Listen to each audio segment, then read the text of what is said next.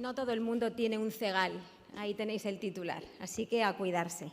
Nos está esperando ya. Nos vamos a ir, nos conectamos con el director general de la Fundación, Germán Sánchez Ruy Pérez. Luis González, ¿dónde estás, Luis? Nos vamos a Londres, ¿puede ser?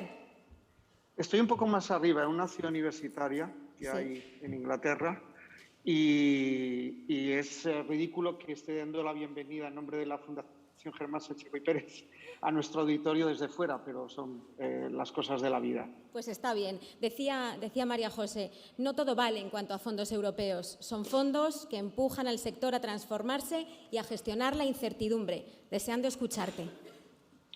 Muchísimas gracias. Como digo, me encanta dar la bienvenida al Congreso de Librerías. La vocación de la Fundación Germán Sánchez Ruy Pérez es tal que nos parecía completamente lógico cuando Sara Sánchez y su equipo nos plantearon la posibilidad de ceder nuestras instalaciones para el Congreso, que nuestra fundación lo hiciera, obviamente, ¿no? Digo, dar la bienvenida a Casa del Lector, pero podría decir dar la bienvenida al Centro Internacional para la Investigación, el Desarrollo y la Innovación de la Lectura, que es el nombre oficial que pueden ver ustedes cuando crucen al otro lado, al otro edificio que tenemos enfrente. ¿Por qué? Pues porque en definitiva ese nombre define muy bien lo que hace la Fundación, y es una forma también de enlazar con lo que decía la directora general respecto a Next Generation. Nosotros nos definimos como una fundación que desarrolla un ciclo que parte de la investigación. Entonces, digamos que hacemos investigaciones como antes de entrar en Matadero, pues qué pasaba con la lectura en esa zona de Madrid, con los nuevos madrileños, con los inmigrantes que habían llegado a esta zona de Madrid. Hemos publicado recientemente informes sobre la lectura, cómo ven la lectura los jóvenes. Presentamos en el anterior Congreso de Librerías en Málaga un estudio sobre las visiones que tienen los profesionales del sector del libro en relación con el contexto actual de digitalización. Hacemos investigaciones mucho más operativas y más pequeñas, como algunas en las que recientemente han colaborado varios profesionales de las librerías y también otras personas del mundo del libro, como tienen que ver con la omnicanalidad o la triangulación. Después de esta fase, en función de lo que descubrimos en las investigaciones, desarrollamos una fase de diseño. De hecho, el lugar en el que ustedes se encuentran es eso, es el diseño de un prototipo de un centro dedicado a la lectura en un contexto que veíamos cuando yo me incorporé a la Fundación Germán Sánchez Ruy Pérez, que era un contexto en creciente digitalización. Y como este prototipo, pues tenemos muchos otros, ¿no? Desde sistemas para el préstamo de libros en bibliotecas hasta otro tipo de operativas para fomentar la lectura en el hogar. Lo que hacemos con estos diseños después es una tercera fase de experimentación, que es trabajar con los proyectos, es decir, ejecutarlos. Por ejemplo, en la propia Casa del Lector tenemos un programa estable de innovación que se llama Reimagine, en torno a las conexiones entre la lectura y los videojuegos, la generación de aplicaciones y de recursos digitales y las destrezas en lectoescritura, o uno que vamos a poner en marcha dentro de poco, que tiene que ver más con la inclusión y con el liderazgo femenino en el mundo de los contenidos culturales, que es otra de nuestras obsesiones. Y por último, la cuarta fase, podríamos decir que es la de transferencia. Lo que hacemos es transferir a la sociedad lo que vamos aprendiendo en la fase de experimentación. Tenemos proyectos como Renodo, que busca generar un club de profesionales del sector del libro en el que se puedan compartir saberes y compartir también estas enseñanzas, estos aprendizajes. Y desde luego, si hay una herramienta típica de transferencia, es la formación. Es una vocación de la Fundación Germán Sánchez Ruy Pérez desde sus orígenes. Por eso estoy de acuerdo completamente con la directora general en que uno de los frentes cruciales de una utilización eficaz de los fondos Next Generation puede ser la formación. Nosotros, como fundación, creemos que hay que incidir en el sector del libro en los procesos de formación. ¿Qué quiero decir con esto? Me estoy refiriendo a cómo formar. ¿eh? Y aquí pues podría hablar de que nosotros creemos que tiene que ser un tipo de formación que se dirija a la utilidad, obviamente. Para ello, lo que queremos siempre es aprender de lo que hacen los demás. Por eso también pensamos que son fundamentales las alianzas. Somos una organización pequeña, tampoco, aunque muy especializada, tampoco podemos saber todo sobre todo, ni muchísimo menos. Tenemos alianzas, por ejemplo, con el propio Ministerio, con la Dirección General del Libro y Fomento de la Lectura, que para nosotros es una alianza prioritaria en el contexto del Plan de Fomento de la Lectura y en toda una serie de iniciativas que a veces podemos plantear al Ministerio. Tenemos alianzas de largo plazo con la Federación de Gremios de Editores de España y con asociaciones concretas de editores, como la de Madrid. Por ejemplo, tenemos un convenio vigente para la formación con una serie de cursos que estamos empezando a realizar, o también con FANDE, ¿no? Son alianzas que para nosotros son fundamentales porque nos permiten entender qué necesitan realmente los profesionales del mundo del libro en el día a día. Además de este tipo de alianzas, tenemos otras de carácter internacional con instituciones que llevan a cabo formación para los profesionales del mundo del libro. Por ejemplo, en el mismo lugar en el que están ustedes ahora, hace 3 semanas estaba Mónica Kolb, que es la directora del Media Campus de Frankfurt, para nosotros la mayor escuela del sector del libro que hay en estos momentos en el mundo, la más potente. También estaba Nana Lorengel, que es la directora de la escuela de la Fundación de los Mauri en Italia, y tenemos relaciones con NYU, o sea, con la Universidad de Nueva York, con Oxford Brookes, tenemos los contactos como para entender qué programas tienen ellos, qué cosas les funcionan, qué no les funcionan, cómo están evolucionando, hacia dónde tiende la fundación. Junto a las alianzas, también hay que definir los procesos, es decir, lo que no puede ser es que, imaginemos que en Casa del Lector hubiera un proceso de formación de 12 meses muy intensivo y una persona de Las Palmas, de Gran Canaria o de Orense tuviera que venir a Madrid. Por eso nosotros hemos estado trabajando con el e-learning y aprendiendo mucho a base de equivocarnos desde el año 2005 hasta ahora. Y creemos que eso es muy importante, definir qué cosas tienen su sentido en el ámbito de lo presencial y ganan mucho con lo presencial y qué cosas se pueden hacer y se deben hacer en remoto. También los procesos se relacionan con el tipo de formatos.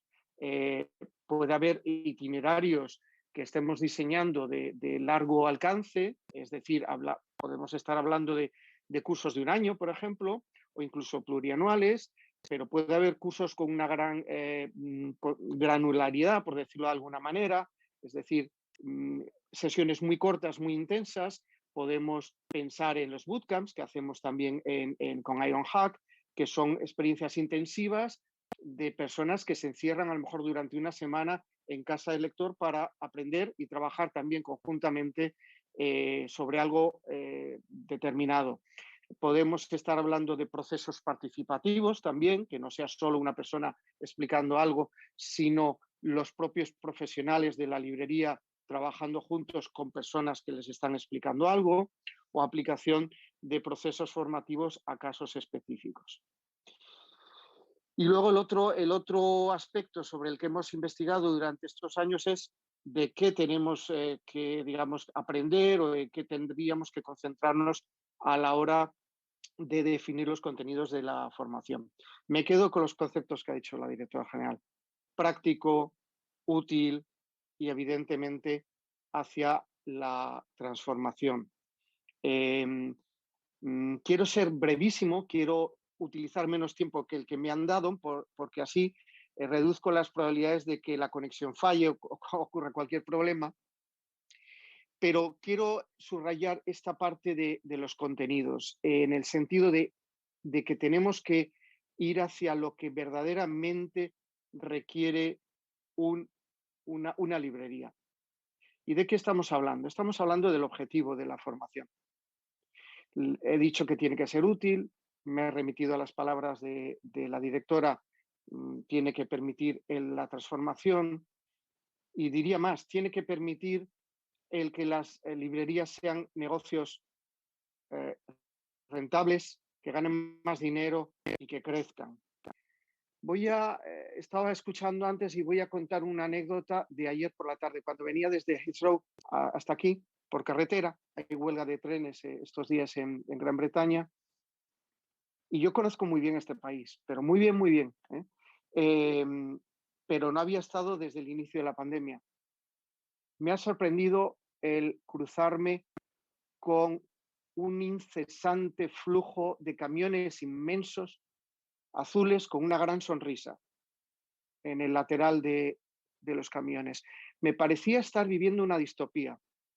Yo creo que el objetivo es que en nuestras calles, en nuestros barrios, en nuestras ciudades, haya muchas librerías, que las librerías crezcan, que las pequeñas empiecen a ser medianas, que sean cada vez más profesionales, porque verdaderamente creo que para una fundación cuyo objetivo fundamental es avanzar hacia una sociedad lectora, verdaderamente ahí es donde nos la estamos jugando y donde nuestra industria del libro verdaderamente se la está jugando. Los editores y los distribuidores y los autores, que duda cabe, lo que necesitan es que haya librerías potentes, bollantes y que sea una solución profesional para muchas personas de alta cualificación en el futuro en nuestro país.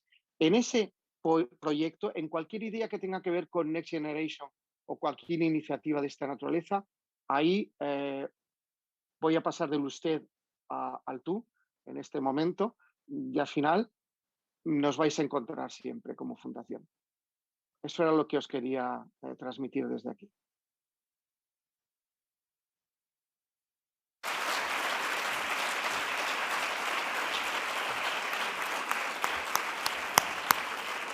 Pues gracias de corazón. No podemos sentirnos mejor arropados desde el Reino Unido, pero en este Matadero Madrid del que tú eres anfitrión en la lejanía. Gracias. Pues seguimos hacia adelante. Vamos allá con la mirada editora. Bueno, quiero recoger algunas de las palabras. Alianzas para la formación y control. Ir hacia lo práctico, lo útil, hacia la rentabilidad. Y vamos ahora con la mirada editora. Tiene la palabra el vicepresidente de la Federación de Gremios de Editores de España y presidente de la Asociación de Editores de Madrid, Manuel González.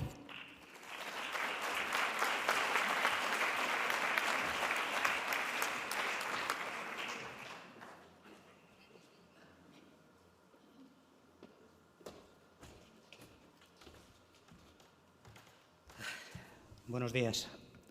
La verdad es que la directora y la intervención del director de la Fundación nos ha dejado poco margen a los que vamos a intervenir a continuación.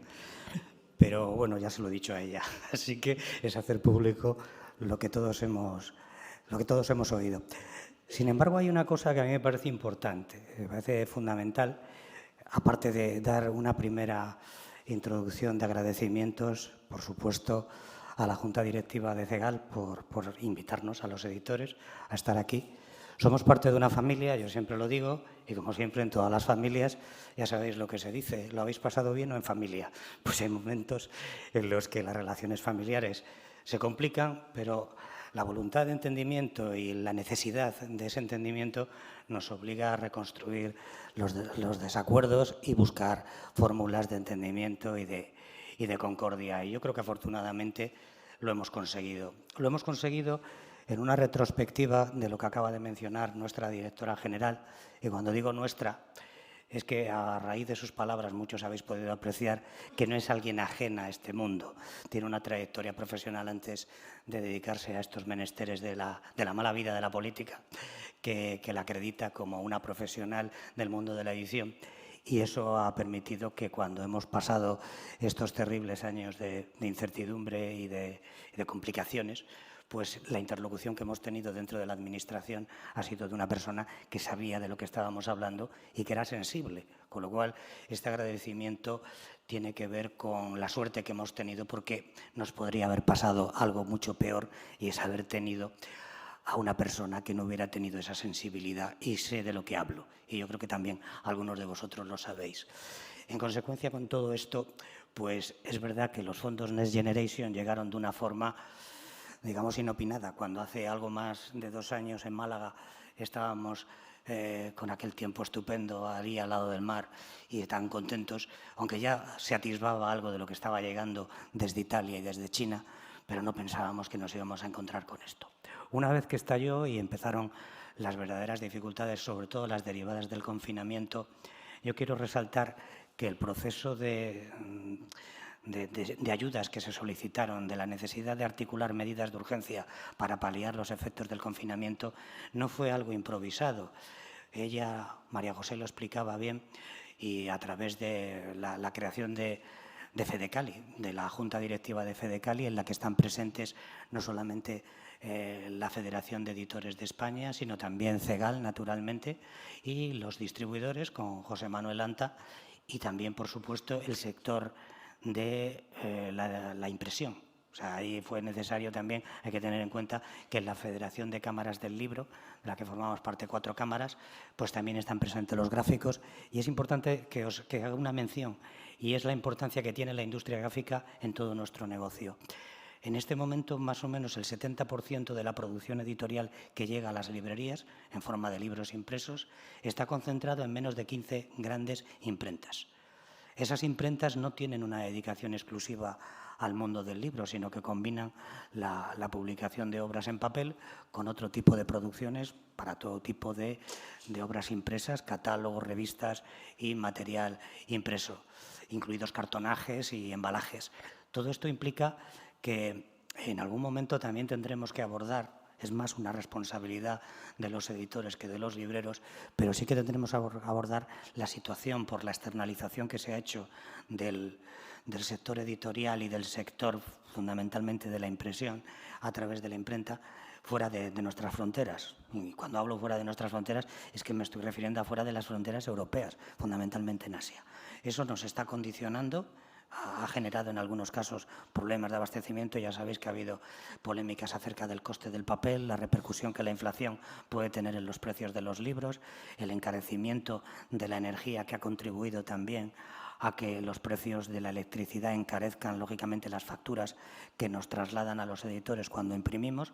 Y todo eso son elementos que, junto con las dificultades de la pandemia y los procesos que ha llevado acarreados, pues nos han hecho buscar soluciones y estar siempre atentos a esa realidad cambiante. Por eso, la creación de Fedecali en esos días de confinamiento, esas conferencias que manteníamos, todos los que estamos representados en ellas con la Dirección General del Libro, sirvieron para articular este componente 24, se te ha olvidado mencionarlo, el componente 24, que es el que la Unión Europea aceptó hace algo más de un año en Bruselas, y que fuimos, yo creo que, también se te ha olvidado mencionarlo, yo creo que la primera industria que presentó un plan articulado a través de la Dirección General.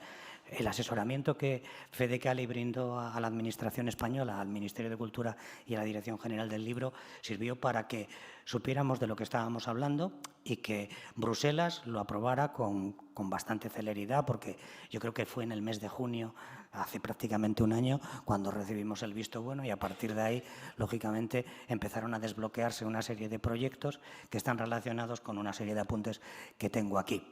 Lo cierto es que las 2 órdenes ministeriales que hemos visto este año, derivadas de estos fondos Next Generation, se publicaron el 8 de marzo, son la 1532 y la 1533, y el 21 de marzo la Dirección General del Libro, con sus altos funcionarios, hizo una exposición en abierto en la que pudimos estar conectados telemáticamente para conocer cómo se debían presentar toda la complejidad burocrática. María José lo explicaba.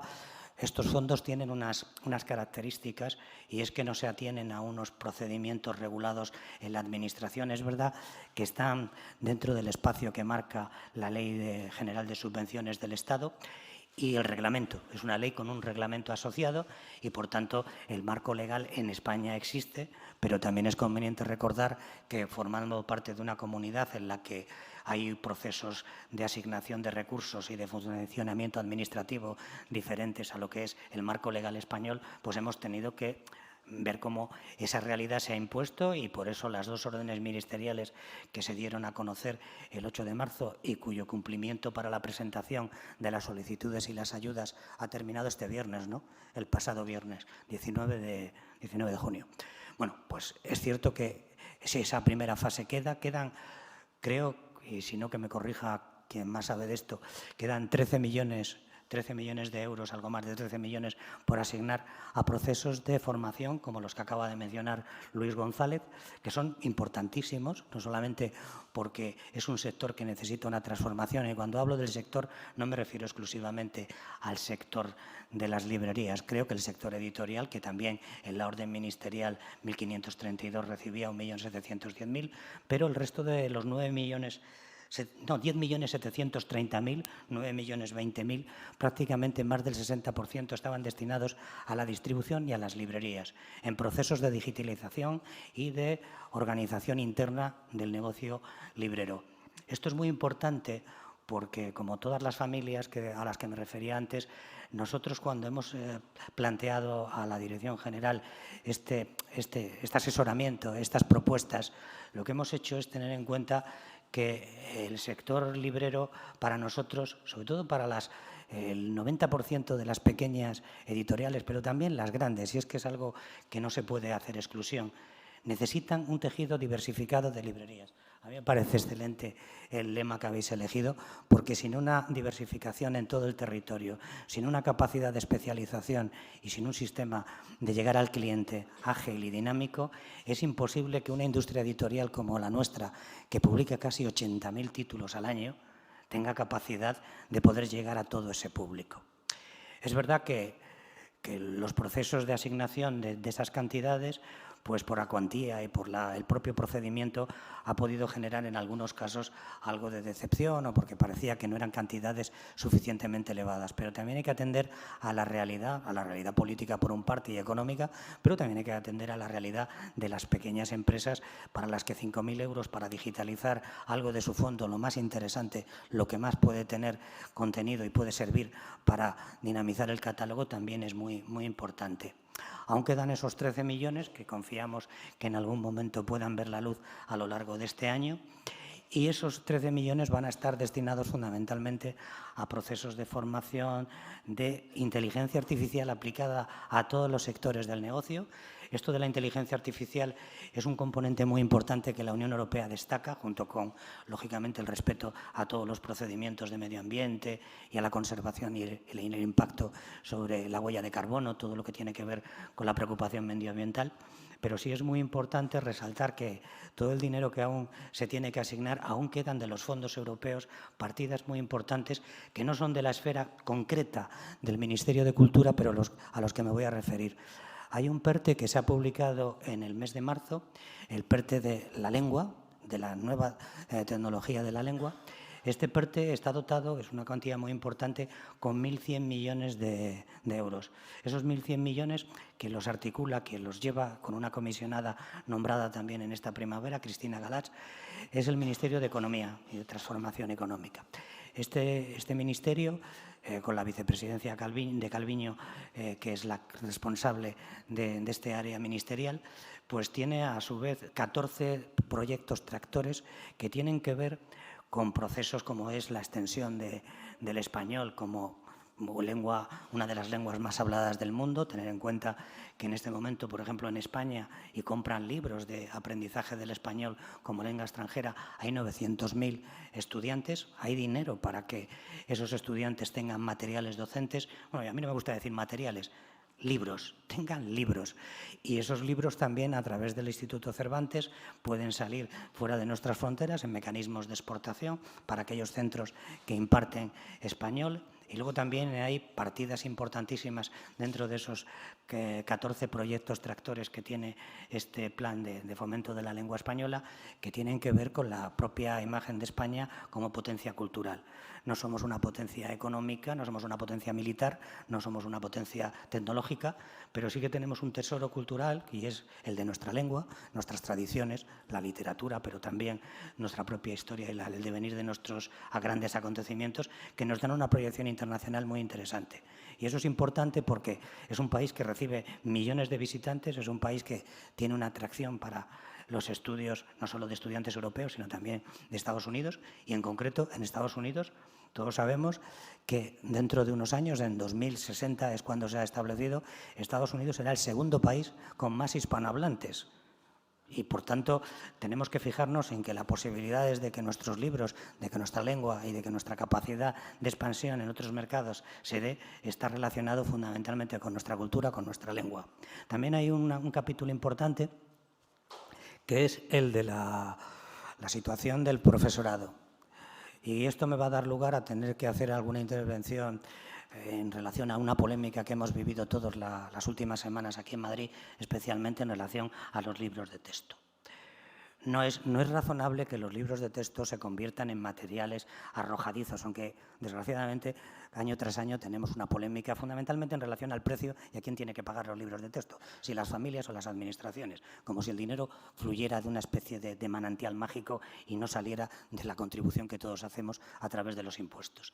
Pero es verdad que cuando incluso se ha llegado a acusar a través de algunos medios de comunicación, no quiero mencionar a nada ni a nadie, de que los editores manipulamos contenidos y que evidentemente hay que prescindir de los libros de texto y que los libros de texto, cuando representan el 30%, algo más de un tercio del negocio, de la venta, del total de la facturación que representa este país en comercio interior, pues vernos metidos en estas polémicas acerca de posibles adoctrinamientos o de intentos de manipulación, desde luego nosotros lo único que cumplimos, como no puede ser de otra forma, es con las obligaciones legales y las órdenes ministeriales y los decretos y los currículums que se publican en los boletines del Estado y de las comunidades autónomas nos obligan porque tienen entidad jurídica. Por tanto, nadie pretende arrimar el ascua a ninguna sardina política, por lo menos dentro de nuestro sector. No sé si en algún caso concreto puede haber algún episodio puntual, alguna frase o algún contenido que puede ser criticado, pero nunca desde el contexto de una utilización malsana o una utilización bastarda de lo que es nuestras obligaciones. En consecuencia con esto, sí quería deciros que la preocupación que desde el sector editorial tenemos en relación a la coexistencia de un tejido que tiene que diversificarse, como decía, los libros van a seguir siendo en papel y las librerías van a seguir siendo, yo creo que el fundamento de esta industria, de este sector, y esos casi 3.000 millones que ayer en Junta Directiva de la Federación repasábamos que 2021 va a arrojar, y es posible que en 2022 superemos los 3.000 millones en el comercio interior del libro, nos dan una dinámica de ser la primera industria cultural, la industria del libro, la primera industria cultural de este país, con una proyección en el Producto Interior Bruto y en la imagen exterior de España a la que me refería hace un momento, que no es precisamente para ser maltratados ni para estar en el ojo de huracanes que no nos competen. Solamente destacar esto, agradeceros la invitación una vez más, desearos que las conclusiones del Congreso sirvan para que podamos seguir colaborando, para que esa Junta de FEDECALI siga trabajando con la Administración y siga siendo un interlocutor válido de este mundo nuestro, al que nos dedicamos en cuerpo y los que crean en el alma también en el alma.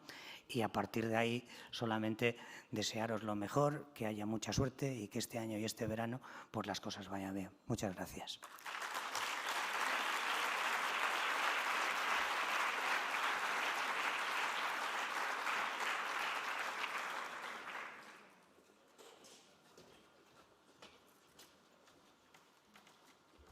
Seguimos con esta aproximación a los proyectos para librerías y para la cadena de valor del libro que hacen y van a hacer posibles esos fondos de resiliencia europeos.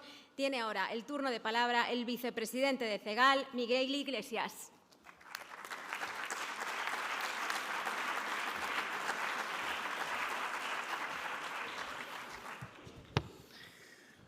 Bueno, me gustaría empezar, como no, agradeciendo pues, la asistencia de María José Galvez, de Luis González, Manuel González y Esther García, que estarán luego con nosotros aquí, así como de todos los ponentes que van a pasar a lo largo de estas jornadas con nosotros los días. Pero en especial os lo agradezco la asistencia a todos vosotros, a todos los que estáis aquí sentados, porque las jornadas y los congresos no tienen sentido sino porque estáis vosotros con nosotros. Así que muchísimas gracias. Yo no voy a hacer una mirada atrás hacia la pandemia. Estoy harto. De hecho, creo que si la palabra harto se puede utilizar es en este momento. Estoy harto de la pandemia, no la voy a decir. Ni siquiera voy a decir que este es el Congreso del Reencuentro. Me niego también. Porque si de algo podemos decir de esa pandemia es que hemos estado en contacto unos con otros muchísimo más que incluso en años anteriores. No hemos perdido ese contacto ni aunque nos hubieran mantenido en casa. Lo hemos hecho por teléfono, por Zoom o por lo que hiciera falta. Nos hemos mantenido en contacto y la verdad es que ha sido de agradecer. Y bueno, me meto ya de lleno en lo que hablábamos de los fondos, pero empezando diciendo que bueno, me gustaría decir que también recalcar que la disposición de ayudas que se hace ya durante todos los años a través del Ministerio pues se consideran ya unas herramientas imprescindibles y de vital importancia para que nosotros las librerías pues tengamos ese empuje, esa transformación, esa mejora, esa competitividad, como les gusta llamarlos, y sigamos creciendo poco a poco. Hoy nos centramos en esas ayudas de Next Generation, esas palabras en inglés que siempre nos gusta ahora poner, que está tanta de moda. De aquí las podemos analizar, yo creo que de dos formas. Una, cara a las librerías. No vamos a entrar en detalles, creo que además ya han pasado, ya no nos podemos presentar los que no nos hayamos presentado, ¿no? Pero sí que, claro, estaban destinadas a la digitalización, ¿no? A la digitalización del sector, a la digitalización de los procesos de gestión, a guiar a las librerías en su digitalización, a ser sostenibles medioambientalmente y a proyectos de impresión bajo demanda. Sin duda, todos esos proyectos, todos esos objetivos son importantes. Y en el mundo social en el que vivimos, que está todo digitalizado, si cabe, aún más. Pero, y ahí ya es donde quería poner esa puntilla, ese pero que siempre a veces duele, estamos en un congreso y queremos que este congreso sea un congreso práctico, así que por eso pongo ese pero, y os animo a pensar que en el próximo pliego, pues que a lo mejor las digitalizaciones no es lo único que necesitamos las librerías. Yo creo que las librerías, pues a veces somos espacios físicos y lo físico también debería tener cabida en lo subvencionable. Tenemos muchas cosas, muchas ideas que podríamos meter en ese pliego. Otro punto que podemos mirar de estos fondos es lo que se puede hacer como asociación, lo que ha hecho CEGAL con esas ayudas, ¿no? Tenemos proyectos como el de LibriRed que ya han tenido subvenciones y que gracias a ella pues, la herramienta ha tenido una transformación, tiene una utilidad que ya nadie cuestiona y que espero que sigamos teniendo esas ayudas para poderla mejorar, porque si algo tenemos las librerías, los libreros, es imaginación para poder siempre mejorar este tipo de herramientas, os lo aseguro. Y yo es que voy a ser muy breve, aparte de que veo que voy bastante rápido hablando. La otra que me queda es la que todos conocemos, es Todos tus libros. Todos tus libros, en el 2020 ya teníamos la filosofía de cómo queríamos que se transformara para tener ese mundo digital de comercio para las librerías y pasara de ser un fondo bibliográfico a tener esa capacidad también para ayudar a las librerías económica. Y bueno, sí es cierto que lo tuvimos que hacer pues, por esa pandemia de una forma un poco más rápida de lo que hubiéramos dicho, lo que nos hubiera gustado, mejor dicho, y que lo hicimos como pudimos, pero creo que con una gran solvencia, consiguiendo los objetivos que nos habíamos marcado y confirmando sobre todo, que es lo importante, la necesidad de esta para las librerías y la posibilidad de crecimiento que pueda tener. Es sobre todo ahí donde creo que tenemos que hacer hincapié, en la posibilidad de crecimiento. Y aunque Todos tus libros todavía no ha podido tener esas ayudas, porque como ya nos han explicado antes, a veces pedirlas puede generar unas dificultades burocráticas complicadas y siempre tenemos esa promesa de que llegarán, esperemos que así sea. pues lo dicho, tenemos muchísimas ideas. No voy a hacer hincapié tampoco en esto y por eso tengo la suerte de ser aquí breve, porque en las ponencias siguientes escucharemos a gente que ha trabajado en estos proyectos y que nos irán desgranando poquito a poquito todas las cosas que nos vienen en este futuro. Sí deciros que por no ser críticos simplemente solo con los pliegos, también podríamos ser críticos con nosotros, ¿no? Últimamente vemos que las cuantías económicas que se destinan para estas ayudas pues, son generosas, no vamos a decir que no. Sé que alguno dirá, Miguel, no digas que son generosas, que si no nos las van a recortar. Tenéis razón, pero es que no las terminamos de gastar. Entonces, creo que nosotros también tenemos que tener nuestro tirón de orejas. Que podemos poner ya algunas pegas, nosotros también. Es decir, esta de Next Generation teníamos un límite de 6.000. Pues chicos, a lo mejor transformar una librería solo con 6.000 euros no es posible, ya os lo anticipo. Podríamos haber pedir que sea un poquito más de 6.000. Si encima quedan ahora algo de cuantía económica desierta, creo que eso nos dará la razón. Pero bueno, nuestro tironcito de orejas nos lo damos nosotros también, para que no nos digan que no somos críticos. Y bueno, deciros que hay muchos proyectos abiertos en CEGAL que podrían tener subvención. Los escucharemos con otras ponencias. Nos gustaría poder tener una red en el territorio nacional de librerías que esté representada por todo ello en pequeñas ciudades, que tengan ayudas para que esas pequeñas ciudades, esos pequeños pueblos también tengan librerías, porque al fin y al cabo siempre defendemos la librería no como un punto de venta, sino como un punto cultural y un patrimonio cultural que tenemos. Pues eso también tiene que ser subvencionable de alguna forma, ¿no?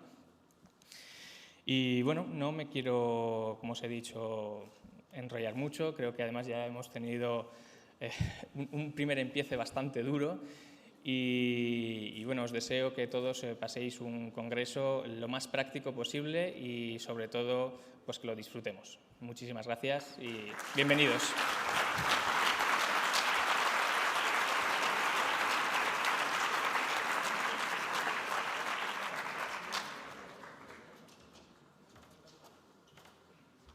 Si algo tenemos los libreros es imaginación para mejorar y crecer. Ahí va otro titular.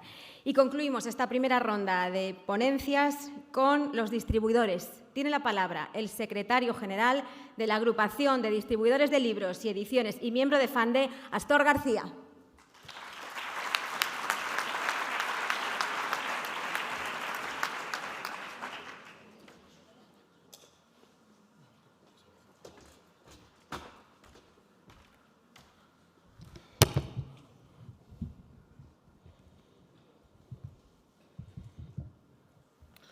Bueno, voy a intentar ser lo más breve posible, dado que muchas de las cosas que iba a comentar ya han sido comentadas. Quiero sobre todo agradecer a todos los ponentes, a CEGAL obviamente por invitarnos, a la Administración, a las instituciones y a todos aquellos asistentes que van a ir a acudir a lo largo del Congreso, su asistencia, y creo que, como ha sido hasta la fecha, creo que va a ser algo muy fructífero para lo que yo considero la cadena de valor, es decir, todos los entes del sector del libro que van desde el editor, obviamente distribuidor y, por supuesto, los libreros, ¿no? Siempre digo la cadena de valor, no incluyo impresores, autores, etcétera, etcétera, etcétera, porque sin ellos, obviamente, todo lo demás no estaría aquí. Es muy de agradecer la contribución que ha hecho el Gobierno a lo largo de estos años a la dotación en el sector del libro, que ha ido creciendo y que creo que ha satisfecho, mejor dicho, muchas de las necesidades y requerimientos que hemos exigido a lo largo de estos años. También es cierto que, como se ha explicado o se ha comentado, los pliegos han limitado mucho las opciones de todos los miembros, ¿no? Los libreros, los editores, los impresores y, por supuesto, los distribuidores. Y digo también los distribuidores, aunque hemos tenido la mayor partida de esos 9 millones de digamos, del programa de modernización, ¿no? ¿Cuáles son las cosas que hemos visto, ¿no? Una, la limitación de los proyectos. Luego también la digitalización. La digitalización tenemos que tener en cuenta que siempre tiene que ir acorde con la modernización. Y la modernización es la mejora de los equipos informáticos. Entonces, eso es algo que estaba ahí y que yo creo que mucha gente, al no verlo, se ha desvinculado de estas ayudas. También los grandes procesos, creo que las grandes inversiones se hubiesen hecho en el sector de la distribución, dado el tamaño de los distribuidores, y creo que han quedado muy desiertos por las limitaciones que se han puesto, tanto del volumen del proyecto como de la limitación en el concepto de pyme. Es decir, no se ha mantenido el concepto de pyme, sino que se han reducido tanto por volumen de facturación, en lugar de ser 50 millones, 20 millones, etcétera, etcétera. Esto nos lleva un poquito a preguntarnos aspectos como interesarnos por el número de empresas total. Es decir, bueno, voy a resumirlo. Sería bueno obtener un informe de qué es lo que se ha obtenido y, como bien comentaba Miguel, conocer ese porcentaje de asignación de los fondos y ver si ha habido realmente fondos sin aprovechar. Y de ahí llevarnos a la gran pregunta de ¿y qué podemos hacer con esos fondos? Es decir, aquellos intermediarios o intervinientes que se han quedado sin financiación, ¿van a poder optar al 100% o se van a aprovechar esos fondos? Luego hay un apartado que es el de la digitalización propia de los contenidos, ¿no? De los libros. A mí particularmente es algo que me preocupa y creo que es algo que nos preocupa a todos, ¿no? Porque al final, vuelvo a insistir en la cadena de valor. Un libro digital, ¿qué pasa? ¿Directamente del editor al consumidor o incluso del autor al consumidor? ¿Dónde estará el librero dentro de esa cadena de valor? ¿Cuál será el elemento de distribución? ¿Cuál será el modo para distribuir ese tipo de elementos, ¿no? Perdonad que vaya muy rápido porque creo que nos hemos extendido un poco y no quiero ser yo el que más se extienda, ¿no? Para nosotros, y esto casi es una consulta o un ruego a nuestra estimada María José, creemos muy importante que se sepa claramente la dotación de las bibliotecas, esos 13 millones de euros, a qué comunidad se va a dar, en qué cantidades se va a dar, cómo se van a distribuir, etcétera, etcétera, ¿no? Porque creemos que es importante conocer para poder canalizar la venta en las librerías, estar preparados para esas compras, ¿no? Al final los distribuidores no dejamos de ser el almacén y el proveedor de las librerías, ¿no? La librería es un espacio físico, como bien decía Miguel, que no estira. O sea, cada uno estamos limitados y eso es algo que suplimos los distribuidores, ¿no? Creo que ese es uno de los grandes fuertes que podemos ofertar y ofrecer a las librerías y que se ha mantenido siempre, al igual que somos un dador de diversidad, ¿no?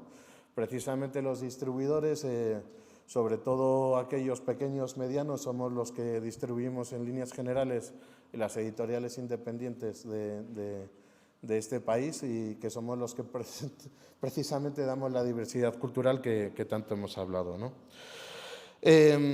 Obviamente quedan esos otros 13 millones de euros para dotación a grandes proyectos, ¿no? Eso es algo que todavía está pendiente de dar y que esperamos con mucha ilusión porque son precisamente aquellos proyectos que nos unen a todos. O sea, son los proyectos que se van a llevar a nivel de FEDECALI y que van a trascender para el bien de toda la cadena de valor. Luego hay una cosa fundamental y que queremos agradecer a la directora general del libro, que es la configuración de las mesas de libro. Pero también es cierto que algo que ha funcionado, o creo que ha funcionado muy bien, no ha tenido su continuación. Es decir,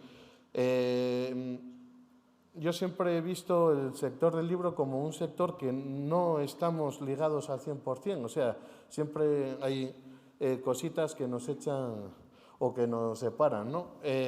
Sin embargo, estas mesas nos han unido porque, como bien dijo María José, contemplaban a todos los elementos del sector. Creo fundamental que se vuelvan a realizar, a mantener y que se vuelvan a reprogramar o comentar cuándo se van a volver a hacer esas mesas del libro. Por ejemplo, yo he participado en la mesa del libro infantil y juvenil, pero solo ha habido una, no he tenido constancia de ninguna más, ¿no? Por poner un ejemplo. Y por acabar, yo creo que hay que hacer también un punto de reflexión, ¿no? Sobre todo en estos momentos tanto de COVID, pero también creo que es un momento de relevo generacional. Es decir, estamos hablando de fondos de resiliencia y Next Generation, es decir, la siguiente o próxima generación. Creo que es importante que también las actuaciones y las ayudas que se destinen sean, como se ha comentado, para la modernización y también para la consecución o dar continuidad o renovación o traspaso o relevo generacional de las librerías, porque nos estamos encontrando en un momento en el que se están cerrando más librerías que abriendo. Bien por jubilación, bien porque no hay un relevo generacional. Creo que en esa parte de la formación que se ha comentado anteriormente tendría que estar vinculado también precisamente la forma de promover el relevo generacional en las librerías.